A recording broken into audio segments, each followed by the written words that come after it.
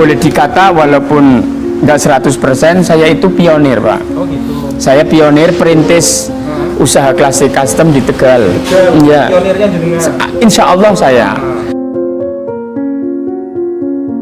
Akhirnya lanjut, yang kemudian saya dapat order banyak, kemudian saya dibayar dengan giro, yang kemudian gironya kosong, luar biasa itu awal-awal itu. Singkat ceritanya itu intinya saya sampai hampir 200 juta lebih. Dari situ yang kenal di Fandi Motor Surabaya sama kenal di tempat lain, orang Pasuruan juga itu, yang akhirnya saya saat itu 200 juta lebih hilang sampai saat ini. Ya ada balik, cuman saya dapat barang berapa juta, tapi mereka merasa sudah lunas, ya udahlah. Yang penting kita punya keyakinan masing-masing bahwa hutang harus diselesaikan. Intinya saya mau fokus ke jualan ini.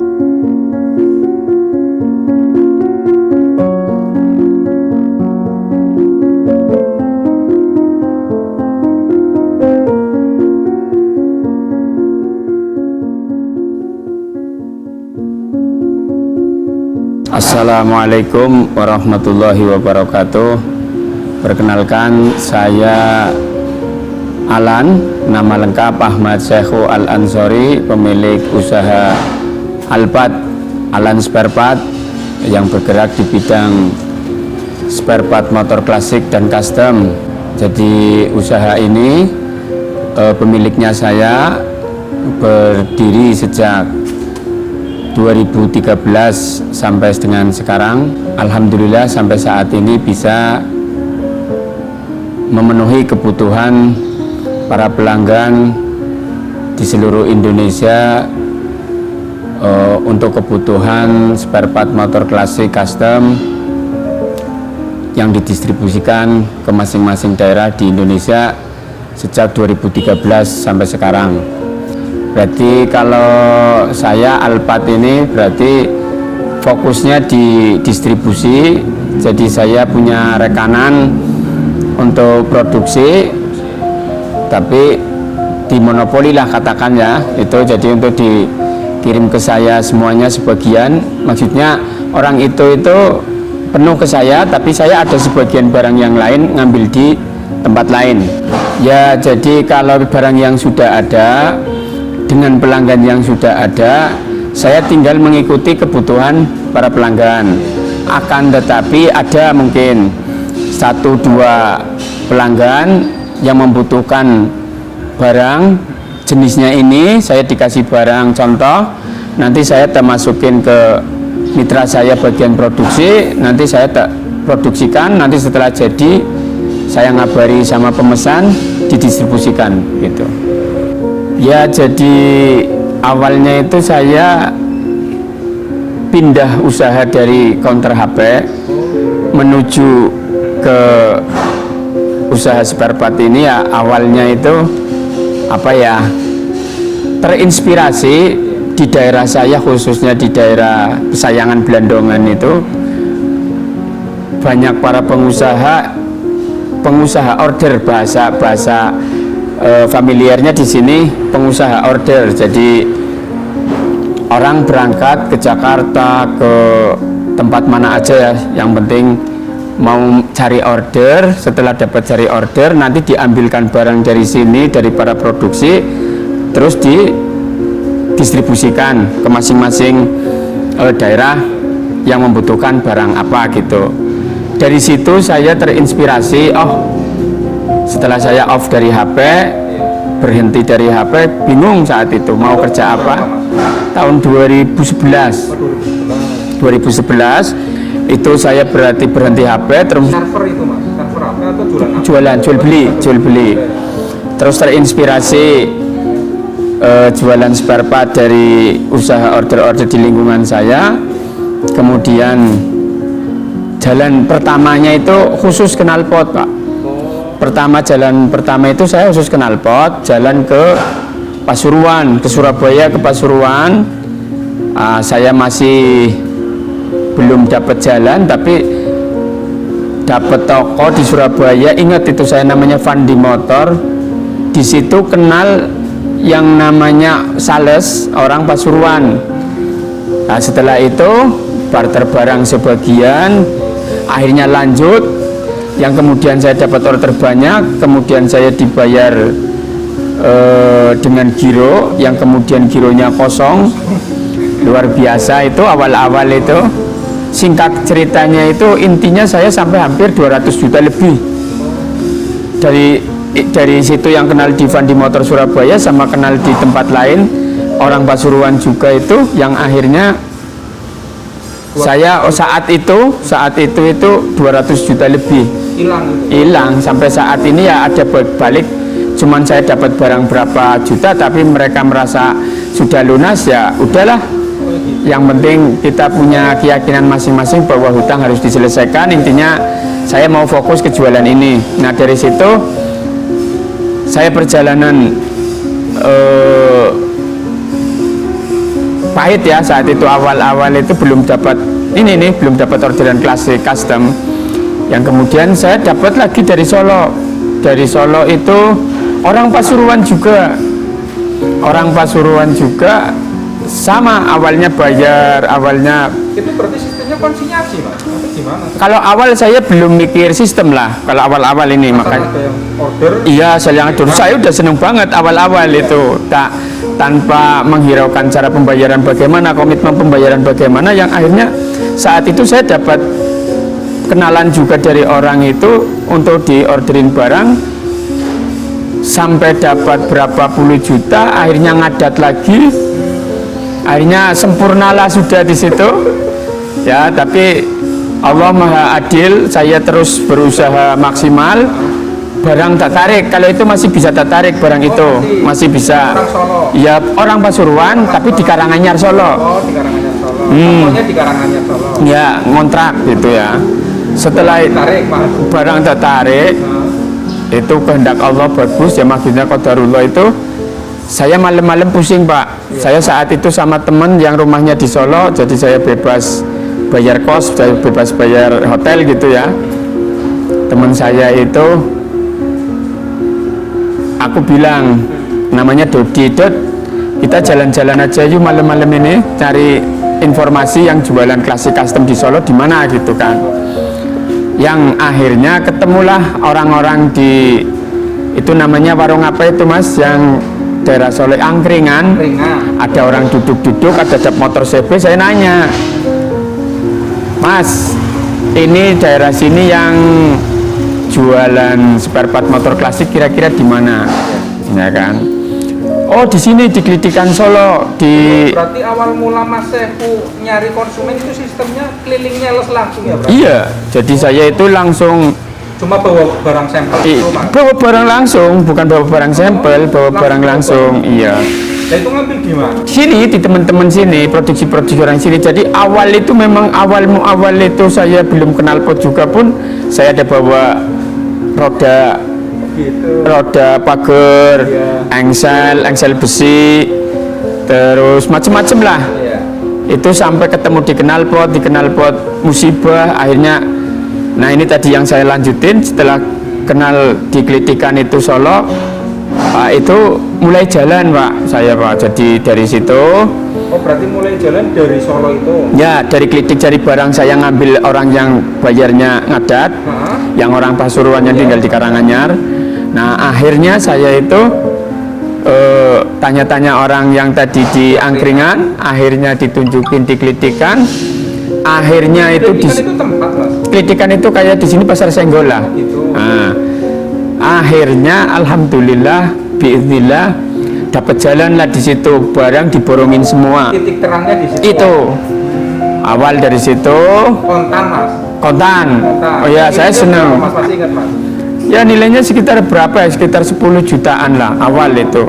Dapat narik barangnya banyak, cuman itu yang laku 10 jutaan lah. Seingat saya seperti itu. Terus akhirnya kembali pulang. Saya itu karena lagi ada masalah yang ngurusin giro itu banyak kosong. Akhirnya itu yang temanku yang orang Solo namanya Dodi yang tinggal di Tegal itu, tak suruh berangkat. Dod, sana Dod, berangkat ke Solo, bawa knalpot, ini itu segala macam. Keklitikan itu yang akhirnya dari sana bawanya contoh, Pak. Oh begitu. Iya, dari kebutuhan pasar. ya dari sana. Udah saya nggak bawa beli knalpot deh, udah punya langganan. Ini aja. Tolong ini spakbor CB Jumbo waktu itu, spakbor CB Jumbo. Ini contoh dari saya tapi kamu beli 175. Tolong bikin. Nanti kamu jual ke saya itu 150. Nah, itu awal saya jalan terbuka lebar gitu. Dari kritikan itu Mas. Ya, dari wasilahnya kritikan Ya. yang akhirnya jalan sampai sekarang, alhamdulillah. Di situ berarti nemu ada berapa toko yang sekarang disupport sama jenengan Mas di kritikan itu? Kalau sekarang malah sudah pada off. Oh, Jadi setelah banyak pemain, waktu saat saya main di Klasik Custom itu di Tegal, boleh dikata walaupun nggak 100% saya itu pionir, Pak. oh gitu. Saya pionir perintis usaha Klasik Custom di Tegal. Ya, Pionirnya jenengan. insya Allah saya. Ya istilahnya kalau ada 1-2 orang pun termasuk saya lah gitu ya. 2000. Jadi di Tegal itu sebenarnya terlambat. Permainan ini Klasik Custom itu sebenarnya di Tegal itu termasuk terlambat karena sudah dari dulu teman dari Cirebon, dari Surabaya, dari siapa itu menyebut, dari Jogja itu nyebutin bahwa usaha Klasik Custom pas saya masih jalan itu, awal jalan itu sudah sekitar hampir 6 tahun 7 tahun. Oh, kebanyakan dari kota mana Mas? Kalau itu Mas? Jogja, Solo. Jadi kalau yang banyak yang daerah konsumtif menurut saya sampai saat ini yaitu Jogja, Solo. Walaupun di tempat lain ada tapi nggak sekonsumtif Jogja dan Solo. Jadi saat itu akhirnya saya menjalani itu walaupun terlambat tapi alhamdulillah saya pikiran pertama itu usaha jalan ini Klasik Custom setelah dapat contoh dari pelanggan Solo itu orientasi saya itu pengen ngembaliin uang urusan giro itu. Oh iya, Ya, saya kan barang ngambil sama teman, benar. ngambil sama teman, biar caranya bagaimana saya menyelesaikan urusan sama teman. Alhamdulillah dengan izin Allah selesai semuanya. Alhamdulillah ya sampai saat inilah panjenengan lihat sendiri. Nah kalau untuk market yang paling besar konsumsi ini berarti dua itu ya, kota Solo sama. Kalau sekarang enggak, awal-awalnya ya memang. Kalau sekarang itu Kalau sekarang merata lah, nasional Pak. merata. Kalau Solo malah sekarang boleh dikata saya udah nggak ada pelanggan dari Solo karena banyaknya pemain. Terus kemarin mungkin COVID-19 yang akhirnya saya nggak berangkat. Biasanya kan saya keliling, Oh berarti biasanya keliling. Tapi sejak COVID, dah lah cukup wes ya. Jadi Solo sekarang boleh dikata off. Jogja ada 1-2 masih jalan. Dulu yang nama toko yang besar itu satu itu juga sekarang sudah kayaknya udah nggak main juga, iya. Jadi kalau rata-rata lah pelanggan itu ya ada yang dari Jambi, yang dari Medan tapi orang sini, sampai keliling di sana. Terus di Bogor ada 2 pelanggan saya, terus di Cianjur, terus jualan online juga, terus apalagi daerah Solo, Jogja, Surabaya. Solo sekarang ada ya, Surabaya. Sekarang Solo ada tapi itu dapat kenalan dari teman. Sampai sekarang pun belum pernah jumpa orangnya. Ya, tapi order, transfer, saya kirim. Gitu. Nah kalau Mas Heru sendiri berarti kalau nyari konsumen itu fokusnya langsung ke toko Mas berarti? Ya, ada yang ke toko, ada yang ke sales. Oh, Iya. Jadi toko ada, berarti toko itu langsung retail ya, jual ke pelanggan. Tapi kalau sales kan berarti biar saya kasih harga, biar dia bisa cari keuntungan masuk ke toko gitu. Iya. Alhamdulillah saya untuk pendistribusian saya bagi klasifikasi gitu ya, ada ya grosir, ada retail. Ya, jadi kita cari rezeki bareng-bareng, entah Rp1, Rp2 kita masih ada batas untuk keuntungan gitu. Nah kalau sekarang Mas sudah menjangkau kota mana aja Mas pendistribusian dari produknya Mas Heru ini Mas? Ya itu tadi saya sebutkan, kalau luar Jawa Jambi, Kalimantan, terus Medan, ada Lampung, ya, terus mana? Kalau Palembang ada tapi yang jalan sales, Tapi di barang saya sampai ke Palembang. Terus kalau untuk Jawa Barat, Bogor, Cianjur, terus dulu pernah Depok, tapi sekarang dia paling yang rutin itu sekarang Bogor sama Cianjur. Kalau di daerah mana? Timur, di daerah timur itu berarti Surabaya, Sidoarjo, Pasuruan sekarang. Kalau daerah timur selatan berarti Jogja, terus Magelang. Ya sekarang itu ngikuti zaman ya. Jadi saya ada akun di Shopee, ada akun di Lazada, Tokopedia. Ya ngikutilah istilahnya, karena memang musimnya musim online ya kita ngikuti online. Dan itu yang di pelangganku yang Cianjur itu ngambil di saya untuk dijual online. Iya. Berarti kalau untuk yang dijual di online memang sudah harga end user ya sebenarnya, harga pemakai ya? Ya kalau saya sendiri yang ke online-nya ya, tapi kalau saya ke pelanggan yang mau dijual ke online-nya berarti di bawahnya ada selisih. Ya, untuk menjaga apa namanya mitra-mitra Iya, iya, diterapkan seperti itu. iya betul. Terus ini Mas Ewo, sekarang berarti Mas Ewo fokusnya pesenan atau nyetok barang juga Mas? Nah itu sebenarnya ini agak privasi karena strategi dagang saya gitu ya. Ya tapi tidak apa-apa lah. Jadi memang strategi saya itu senangnya di stok. Iya, jadi ya alhamdulillah dengan sistem seperti itu saya berprinsip pelayanan terhadap pelanggan itu maksimal. Contoh gini Mas, ada pelanggan order sekarang, saya kepenginnya tak kirim sekarang. Ya, jadi itu sebagai nilai plus ya untuk pelayanan agar mereka itu terpenuhi secara cepat. Dan alhamdulillah sampai saat ini sistem saya seperti itu. Jadi kalau yang nggak ada, saya bilang langsung nggak ada. Gimana kalau adanya cuman bla bla bla bla, tapi ada sebagian yang nggak ada, kalau kirim ya berarti langsung kirim. Jadi saya nggak pengen ribet, ya sistemnya saya stok barang lah. Nah kalau stok barang kan ada kemungkinan resiko misalkan ternyata ada tren baru atau motor apa namanya klasik seperti ini trennya hanya itu aja sih Mas? Ya sebenarnya ada itu, saya ada bisa nanti dilihat ya. Box aki mangkrak gitu ya. Tempat aki mangkrak itu saya sekali. Jadi gini sih Mas, karena kenapa saya nyetok juga ada dituntut. Orang yang produksi karena sudah tak monopoli jangan dijual kemana. Jadi dia kan butuh omset.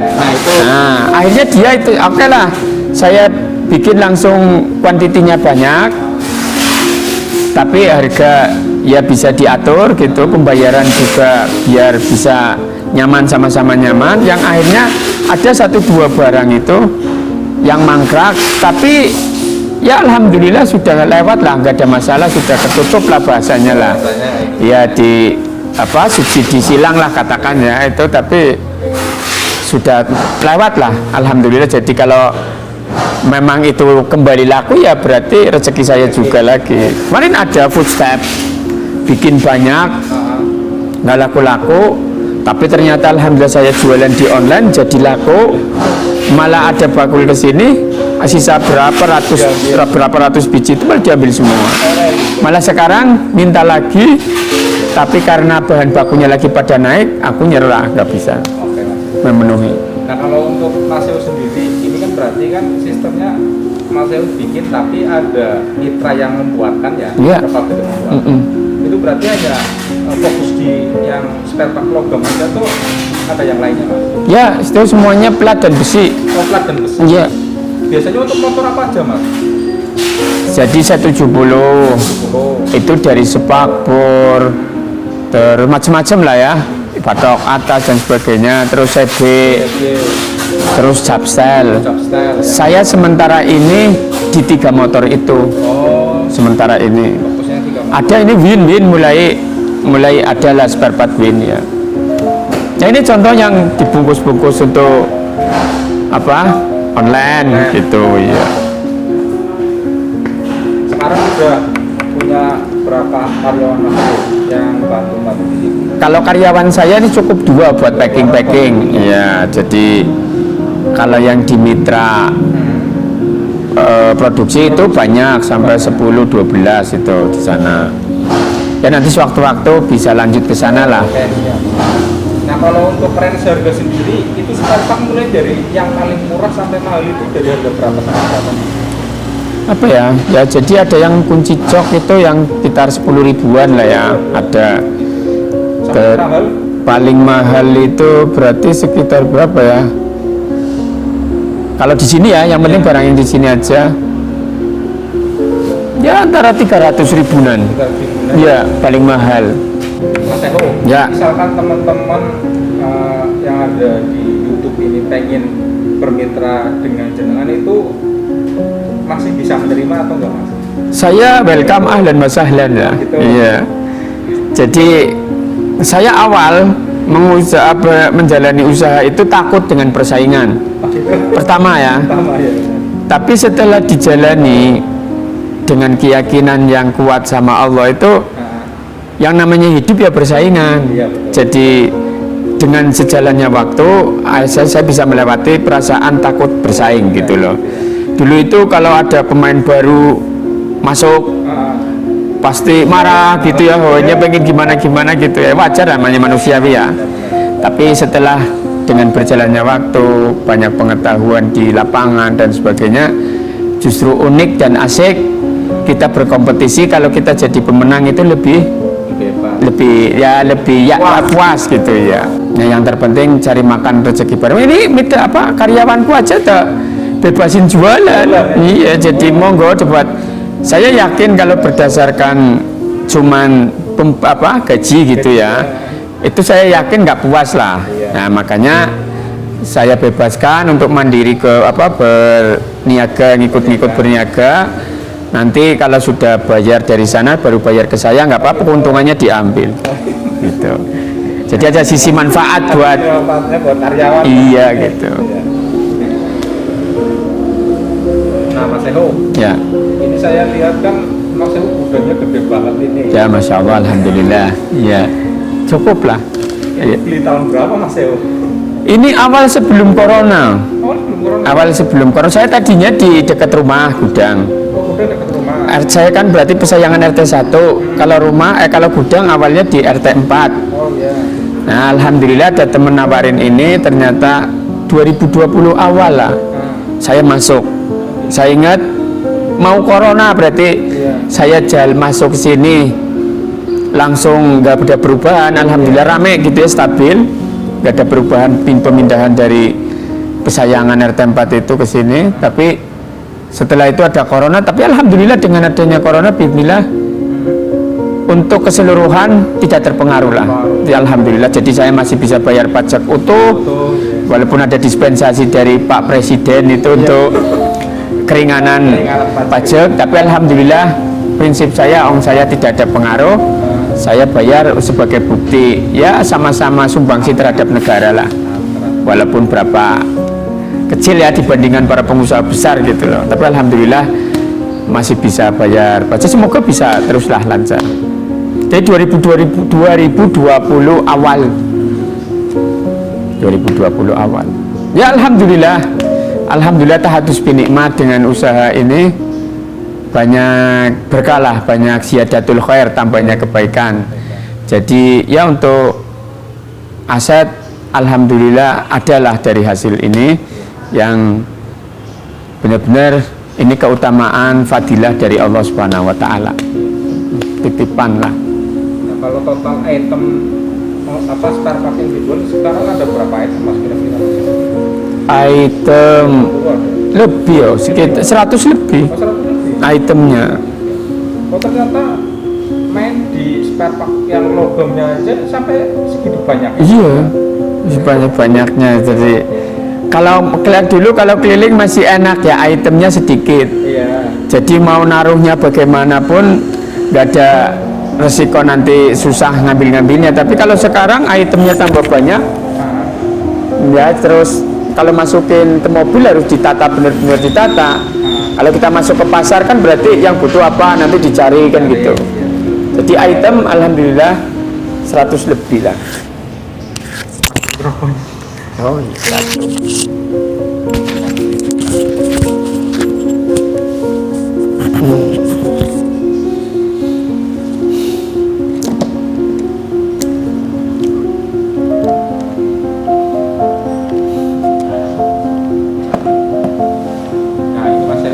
kira Mas Heru pengen mengembangkan di mana lagi Mas untuk usahanya dengan Mas? Apa pengen bikin langsung pabriknya atau lebih enak bermitra sih Mas kayak gitu sih sebenarnya? Kalau saya prinsipnya gini Mas, kalau usaha itu saya lihat di, maaf ini ya, bukan dakwah tapi ya.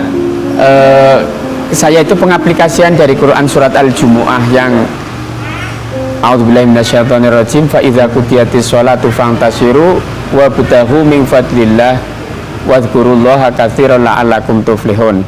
Yang maksudnya begini, kita setelah melaksanakan perintah Allah dari sholat dan ibadah yang lain, dalam Quran surat Al-Jumu'ah itu, kalau kamu sudah melaksanakan sholat, fa idza qudiyatis sholat fantasiru, maka bertebaranlah fil ardi, di muka bumi ini, wabtaghu, dan gapailah min fadlillah, keutamaan-keutamaan dari Allah, dengan satu syarat, wadhkurullaha katsira, dengan ingat Allah yang banyak, la'allakum tuflihun, maka kamu akan menjadi orang yang bahagia. Jadi pada prinsipnya usaha adalah cuman syariat, hakikatnya Allah. Jadi saya alhamdulillah dengan mengkombinasikan pemahaman agama saya dengan pemahaman dagang, makanya tak aktualisasikan. Saya sudah merasa tenang, tidak pengen yang lebih dan sebagainya. Iya, jadi karena apa ya, saya tak lihat itu banyak orang itu dalam sistem dagangnya kapitalis, sekuler dan sebagainya. Tapi karena saya basic saya pesantren, coba tak aktualisasikan keilmuan saya yang dikombinasikan untuk di perdagangan ini, di perniagaan. Jadi malah saya istilahnya ini buat saku aja lah ya, buat saku kita hidup, wala tansa nasibaka minad dunya, jangan melupakan nasib kita di dunia, dan kita cari bekal akhirat pun kalau kita punya bekal di dunia kan gitu. Artinya kalau dengan segini sudah nyaman, cukup, ngapain banyak-banyak yang akhirnya nanti tambah pusing. Iya. Jadi prinsipnya kayak urusan dunia itu kan seperti minum air laut. Ya, semakin banyak semakin haus. Kadang-kadang saya aja ini masih harus dinetralisir keinginan-keinginan. Contoh ini, saya memang ada motor klasik ya, tapi selalu dikasih udah makan biaya banyak gitu loh. Akhirnya kadang-kadang di situ malah bikin gak tenang juga karena makan biaya banyak. Jadi pada prinsipnya usaha itu buat bekal aja lah. Kalau pengen terlalu tinggi mengembangkan usaha dan sebagainya, untuk saat ini alhamdulillah belum terpikir.